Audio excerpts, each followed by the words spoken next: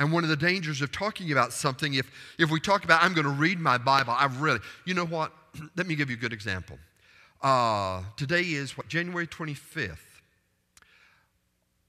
On January the 1st, I decided that I was going to start walking around my neighborhood 2 laps. On January the 1st, I walked 2 laps. For the last 24 days, I have walked 0 laps. But people say, what are you doing, Brother Bill, to lose weight since you talked about it first of the year? I say, I'm walking. Oh, really? When do you walk? I don't, but I'm going to. Now, see, that's a mere talker. And some of you are mere talkers about your faith.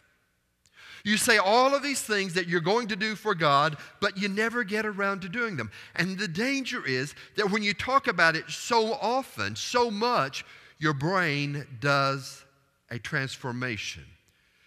After you talk about something for a long period of time, your brain then begins to interpret that activity as if it's already been done. Wow. And suddenly, you begin to feel that you're a great, tremendous, outstanding Christian. And you're not. You just talk about it.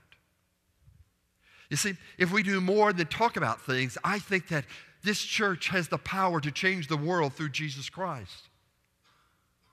Now, I want to challenge you to do something right now. Visualize one thing that you've been talking about doing. One spiritual thing, one religious activity that you've been thinking about doing. Visualize that right now, whatever it is. I'm going to go to church on Sunday night. I'm going to start reading my Bible. I'm going to tithe. I'm going to minister to someone. Now, will you commit yourself to doing that thing you've talked about? That's really what Paul is saying. Are we just going to talk about it, or are we going to commit ourselves to doing it? Verse 10, third description. There are many people who are deceivers. Now, I am a sinner, and Paul identifies himself as a sinner. When we accept Jesus Christ as our Savior, we don't cease to be sinners. Salvation is about the consequences of sin. It is not about the cessation of sin. It doesn't come to a stop. So I realize that even though Jesus Christ has paid for my sin and I have given my life to Him, that there still are sins that enter into my life and I have to deal with them. Now I have one of 2 ways to deal with them. One of them is to say, God, I shouldn't have done that. I am your child and I know better.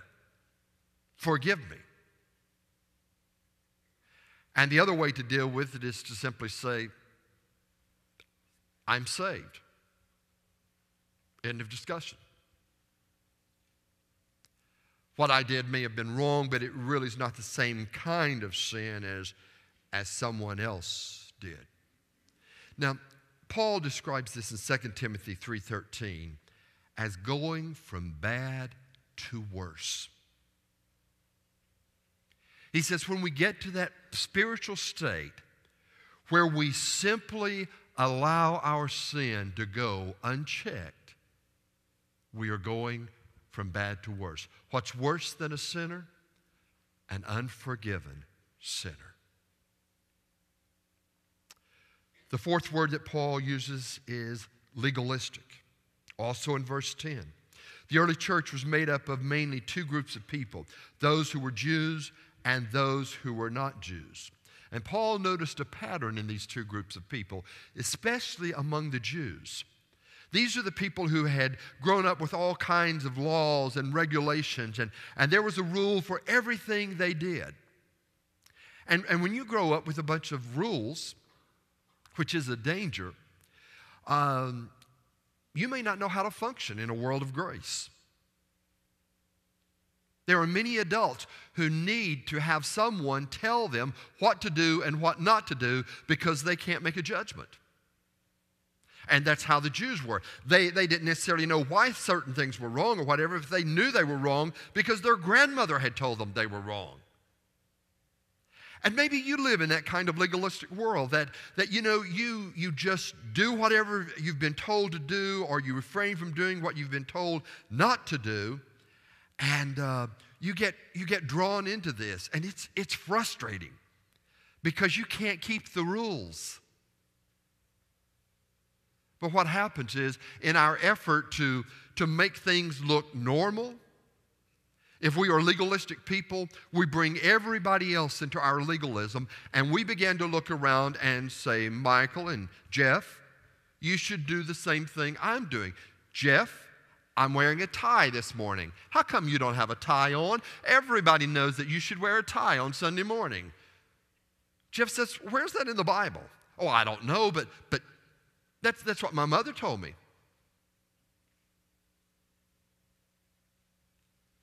See, we began to coerce others into accepting our understanding. And we imposed their rules. How many times has your life been negatively affected by someone who tried to convince you that you ought to do what they're doing?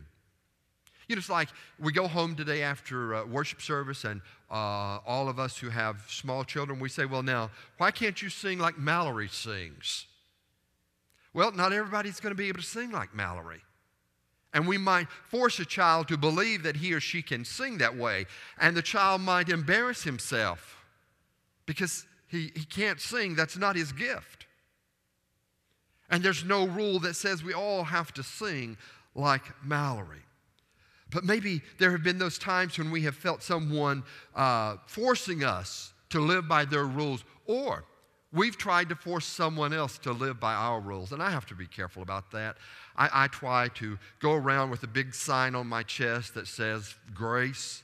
But the truth is, deep down, there is a legalism part to me. There's a side of me that wants to tell everybody, this is how you've got to do it. And that bothers me when it comes out, because I know what Paul is talking about.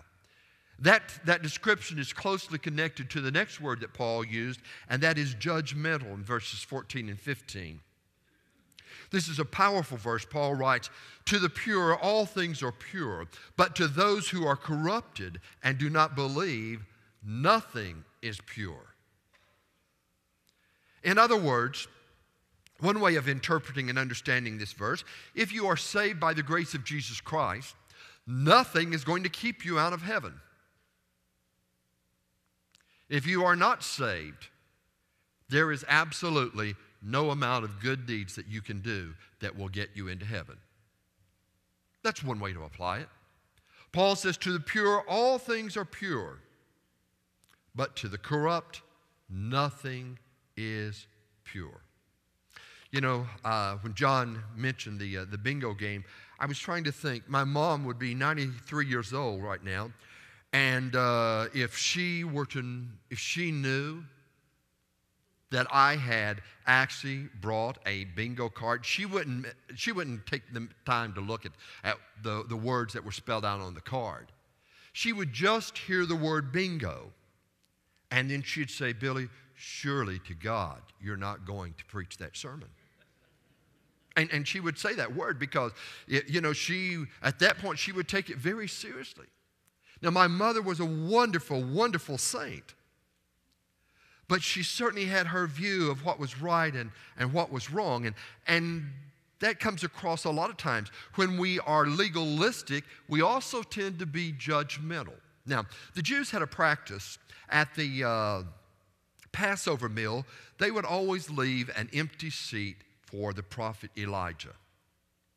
Now, I don't propose that we observe Passover, but what if we just placed an empty chair on the platform every Sunday morning?